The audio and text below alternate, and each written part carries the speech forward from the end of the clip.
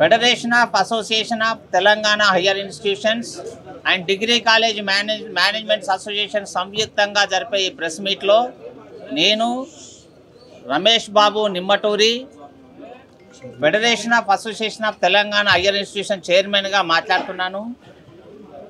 ఈరోజు జరిగిన సర్వసభ్య సమావేశంలో జనరల్ బాడీ మీటింగ్లో యునానిమస్గా ఏం రిజల్యూషన్ తీసుకున్నారంటే రేపటి నుంచి కళాశాలలు నిరవధికంగా మూసివేయాలని చెప్పేసి నిర్ణయించుకున్నారు. కళాశాలలు మూసివేయడం అంటే కళాశాలల్లో అటెండర్ ఉండడు, స్వీపర్ ఉండడు, ఫ్యాకల్టీ ఉండరు, స్టూడెంట్స్ ఉండరు, మేనేజ్మెంట్స్ కూడా ఉండరు, తాళాలే ఉంటాయి.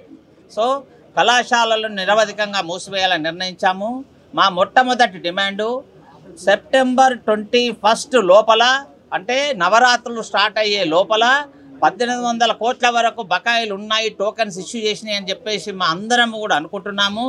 బకాయిలు ఎంత ఉన్నాయో అంత, అది 1200 కావచ్చు, 1300 కావచ్చు, 1400 కావచ్చు, 1500 కావచ్చు.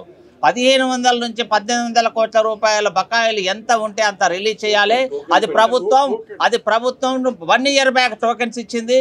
ప్రభుత్వం టోకెన్స్ ఇచ్చినాక కూడా ప్రభుత్వం కనుక డబ్బులు ఇవ్వకపోతే ప్రభుత్వానికి అవమానకరం. కాబట్టి మేము ప్రామిస్ చేసి మీ ట్రెజరీ నుంచి ఎప్పుడైతే టోకెన్స్ ఇష్యూ అయ్యాయో ఆ టోకెన్స్ ఇష్యూ అయిన అమౌంట్ను సెప్టెంబర్ 21 లోపల ఇవ్వాలని చెప్పేసి ప్రభుత్వానికి మేము విన్నవిస్తున్నాము చేతులు జోడించి. రెండవది, ఏదైతే మిగతా డబ్బులు ఇవ్వాలో అక్టోబర్ 31 లోపల ఒక 50%, డిసెంబర్ 31 లోపల మిగతా 50% పాత బకాయిలు ఇవ్వాలని, మిగతా ఈ సంవత్సరం నుంచి వచ్చేదైతుందో ఎవ్రీ ఇయర్ ఈ టెన్షన్ బ్రతుకు మాకు వద్దు అని ఏ రకంగా మార్చి 31 లోపల ఇవ్వాలి. దానికి అనుగుణంగా 2 ఇన్స్టాల్మెంట్స్ 3 ఇన్స్టాల్మెంట్స్ అనే ఒక జీవో రూపంలో ప్రభుత్వం కళాశాల మేనేజ్మెంట్స్ అందరికీ కూడా జీవో రూపంలో ఒక మన ఆర్డర్ రిలీజ్ చేయాలని చెప్పేసి ప్రభుత్వాన్ని కోరుతున్నాము.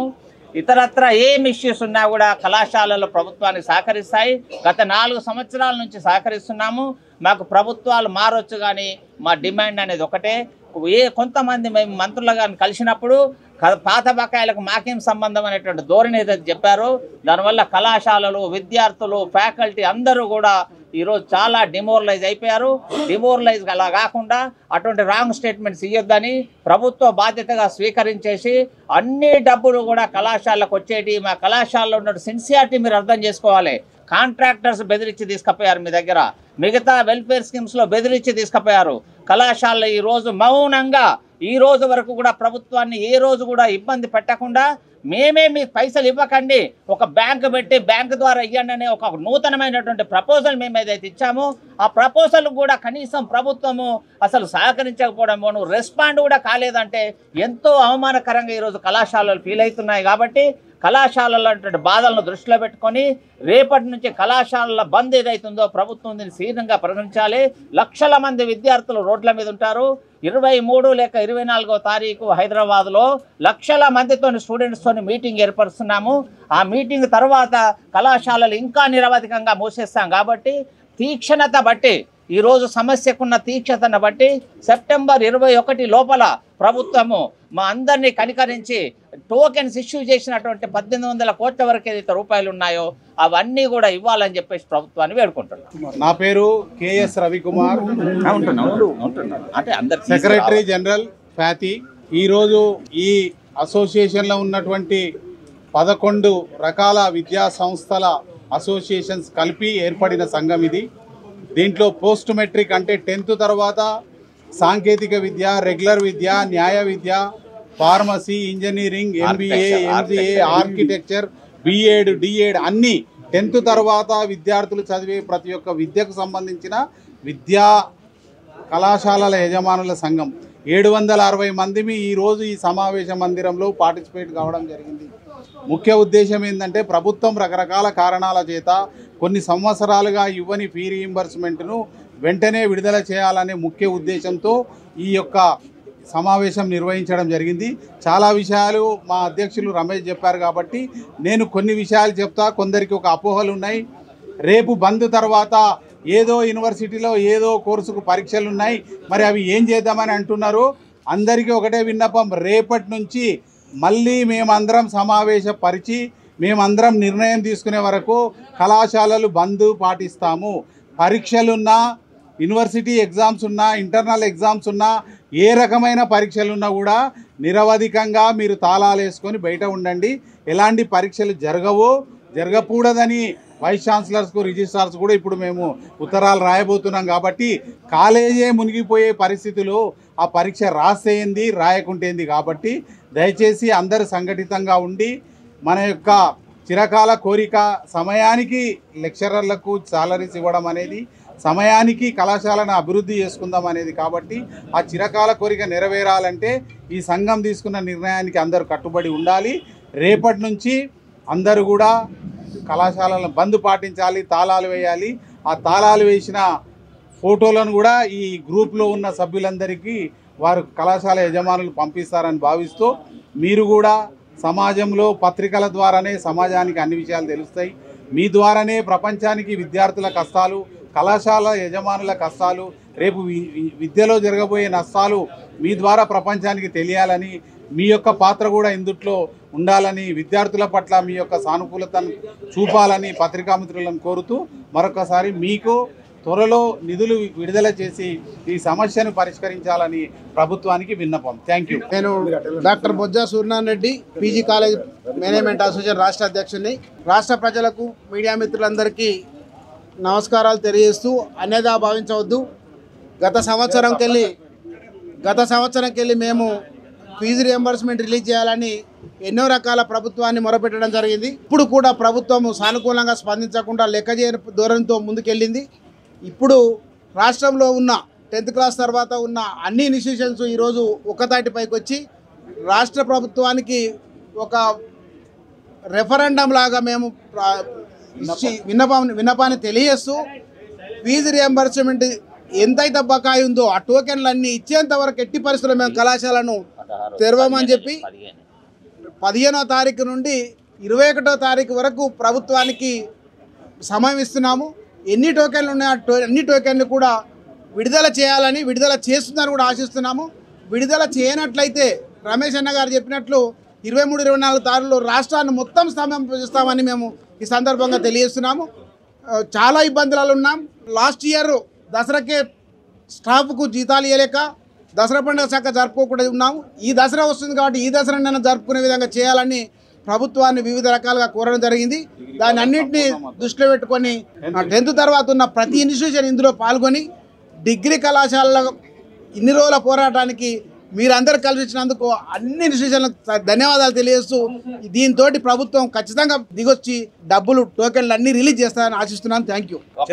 ఒక చిన్న విన్నపము, ఈ రాష్ట్రంలో ఉన్న విద్యార్థులందరికీ విన్నపము, రేపటి నుంచి కళాశాలలు నడవాయి కాబట్టి ఎవరు కూడా కళాశాలకు రావాలని ప్రయత్నించకండి. కళాశాలన్నీ తాళాలు ఉంటాయి, మీరు బస్ కిరాయిలు అవన్నీ ఇచ్చేసి బాధలు పడకండి. కళాశాలలు బంద్ ఉంటాయి కాబట్టి ఎవరు కూడా వారి ఇళ్లలో వాళ్ళు ఉండాలని చెప్పేసి అందరి విద్యార్థులకు, తెలంగాణ అందరి విద్యార్థులకు విన్నపం. అందరికీ నమస్కారం. నా పేరు Aljapur Srinivas. Rural engineering college association తరఫున ప్రాతినిధ్యం వహిస్తూ ఫాతిలో సభ్యులుగా యొక్క సంఘం మరి ప్రాతినిధ్యం వహిస్తూ ఉన్నది. ఆర్మూర్ నిజామాబాద్ జిల్లా. రాష్ట్ర చరిత్రలో విద్యా వ్యవస్థను బలోపేతం చేసే బాధ్యతను ప్రైవేట్ యాజమాన్యం ఇంతకాలంగా తీసుకుంటూ ఈ యొక్క విద్యను ప్రమాణాలతో సహా నడుపుతూ మరి వచ్చింది. కానీ గత 5-6 సంవత్సరాలుగా గత రాష్ట్ర ప్రభుత్వమే కావచ్చు, ఈ రాష్ట్ర ప్రభుత్వమే కావచ్చు, విద్యార్థులకు ఇవ్వవలసినటువంటి ట్యూషన్ ఫీజు బకాయిలు ఇవ్వని కారణంగా దాని యొక్క భారం అంతా కూడా యాజమాన్యం మీద పడింది. తప్పనిసరి పరిస్థితుల్లో విధి లేక ఇష్టం లేకున్నప్పటికీ తల్లిదండ్రులను బాధ పెడుతున్నామని తెలిసి కూడాను, పిల్లలకు అసౌకర్యాన్ని కల్పిస్తున్నాము తెలిసి కూడాను, ఇది రాష్ట్ర హితం కోసం విద్యా వ్యవస్థను పునర్జీవింపజేయడానికై బంద్ పాటించడానికై రేపు 15వ తేదీ నుండి మరి 21st దాకా ఆల్ ఇన్స్టిట్యూషన్స్ అన్నీ కూడాను బంద్ పాటిస్తూ ఉన్నాం. ఇది రాష్ట్ర చరిత్రలో ఫస్ట్ టైం అన్ని సంఘాలు కలిసి ఒక ప్లాట్ఫామ్ మీద రావడం. అన్ని సంఘాలకు ఆ యొక్క బాధ కలిగింది కాబట్టే ఇవాళ ఒక్క ఫోన్ కాల్ మీద వందలాది మంది యాజమాన్యాలు వచ్చినారు. ఈ యాజమాన్యాల కింద లక్షల మంది కుటుంబాలు బ్రతుకుతున్నాయి, జీవనోపాధి కలుగుతూ ఉన్నది. రాష్ట్ర ప్రభుత్వం నిన్నటి పేపర్లో ఈనాటి పేపర్లో కనబడ్డది. మాకు వెల్ఫేర్ స్కీమ్స్ నడపడానికి డబ్బులు లేవు, ఈ స్కీమ్ ఏ రకంగా మేము పేమెంట్ చేయగలుగుతాం అనే అనుమానాన్ని వాళ్ళు వ్యక్తం చేయాలి. వైఎస్ రాజశేఖర రెడ్డి గారి యొక్క హయాంలో వెల్ఫేర్ స్కీమే ఈ రీఎంబర్స్మెంట్ స్కీమ్ని ఇంట్రడ్యూస్ చేయబడ్డది. ఆ స్కీమ్నే మరి కంటిన్యూ చేయాల్సిందిగా దాన్ని మరి పేమెంట్ చేసి సహకరించాల్సిందిగా మేము కోరుతా ఉన్నాం. Thank you. ఒకటి, రాష్ట్రంలో ఉన్నటువంటి ఉపాధ్యాయులందరికీ విన్నపం, ప్రైవేట్ కళాశాలలో పనిచేసే అందరూ అధ్యాపకులందరికీ ఈ పత్రిక ముఖంగా మేము క్షమాపణ కోరుకుంటున్నాం.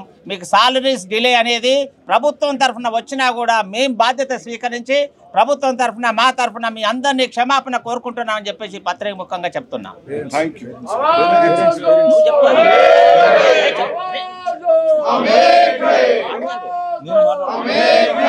నర్సింగ్ కాలేజ్ మేనేజ్మెంట్ అసోసియేషన్ మా సమస్య ఇంకా డిఫరెంట్ గా ఉంది.